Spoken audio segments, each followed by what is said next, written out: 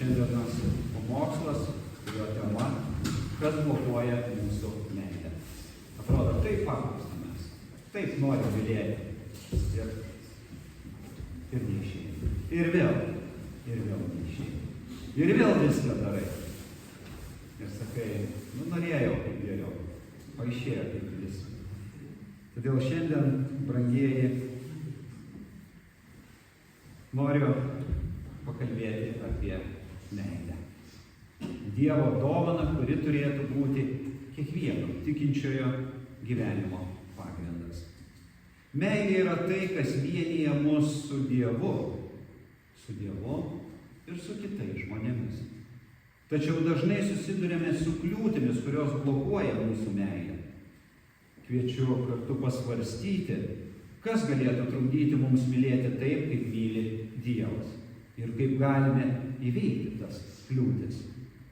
Pirmoji kliūtis – egoizmas. Antroji – baimė. Dar viena kliūtis yra nuoskaudos, kurias mes nešame su savimi.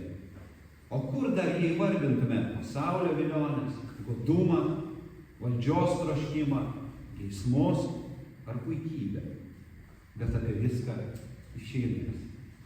Pirmoji kliūtis yra egoizmas, savanaudiškumas, kai daugiau rūpinamės savimi nei kitais. Apaštalas Paulius laiške Filipiečiams ragina mus: tegul nelieka vietos vaidams ar tuščiai puikybei, bet nuolankiai vienas kitą laikykite aukštesniu už save ir žiūrėkite kiekvienas ne savo naudos, bet kitų. Jėzaus gyvenimas yra tobulas nesavanaudiškos meilės pavyzdys. Jis paaukojo save dėl mūsų nuodėmių. Jei mes gyvename galvodami tik apie savo poreikius, negalime iš tiesų mylėti. Pavyzdžiui, fariziejai savo savanaudiškumu dažnai blokavo meilę tų, kurie iš tiesų buvo pasiryžę mylėti. Meilė kitų žmonių atžvilgiu. Jėzus pasmerkė jų elgesį, kai jie ignoravo tikruosius artimo poreikius dėl smulkmeniškų savo taisyklių. Atrodo, patį raštą skaitydavo, tačiau jie matė kitą.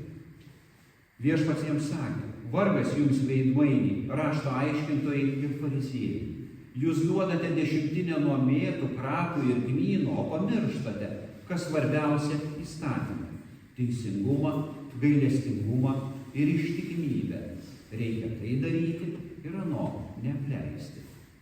Antroji kliūtis yra baimė. Baimė mūsų kausto, neleidžia atsiverti ir mylėti kitus. Apaštalas Jonas rašo: nebėra meilėje baimės, bet tobula meilė išveja baimę. Baimė numato bausmę, taigi kas bijo, tas dar netobulai myli. Baimė dažnai kyla iš nepasitikėjimo Dievu. Pavyzdžiui, Petras, nors ir mylėjo Jėzų, išsigynė jo 3 kartus, nes bijojo žmonių reakcijos. Mes skaitome šią istoriją Evangelijoje pagal Luką 22 perskyrime.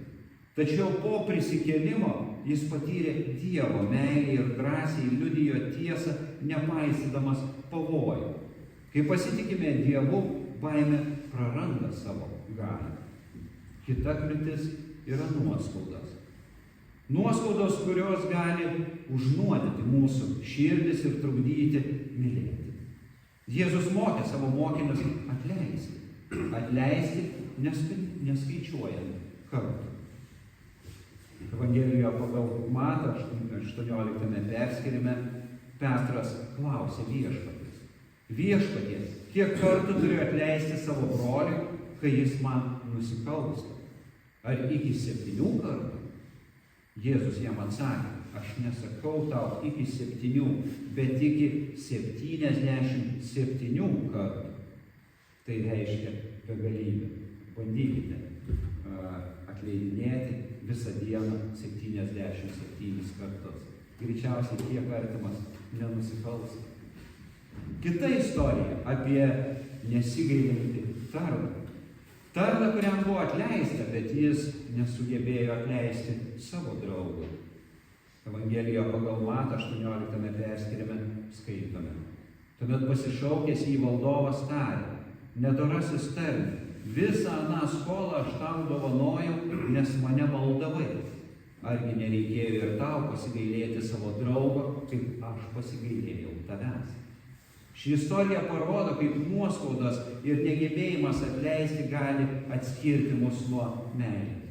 Nuo meilės artimui, nuo meilės Dievui. Atleisti nėra lengva, bet tai yra būtina sąlyga, jei norime mylėti kitus taip, kaip mus myli Dievas. Kai Jėzus ant kryžiaus meldė: Tėve, atleisk jiems, nes jie nežino, ką daro, jis parodė, kad meilė yra stipresnė už nuoskaudas. Pasaulio vilionės, godumas, valdžios troškimas, geismai ar puikybė taip pat blokuoja mūsų meilę artimui ir Dievui.